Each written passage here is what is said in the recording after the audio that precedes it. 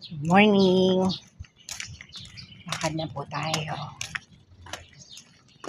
Ngayon po ay 6:30 na ng umaga. Kailangan po nating makapaglakad, guys. Good morning, good morning. Sama kayo.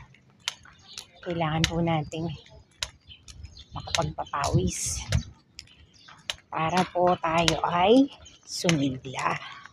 Kasi pagka lagi lang tayo nakaupo, magiging matamlay tayo. Bibigat ang ating mga pakiramdam. Di po ba?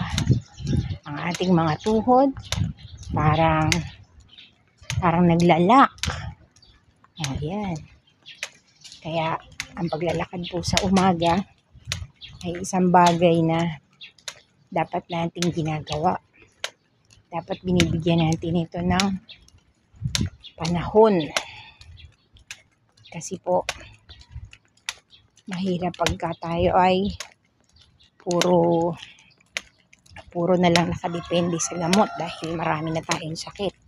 So habang wala pa tayong sakit at para makaiwas tayo sa sakit, kailangan po nating sikaping maglakad araw-araw. Pwede sa umaga, pwede po sa hapon, huwag lang sa tanghali, mapakainit.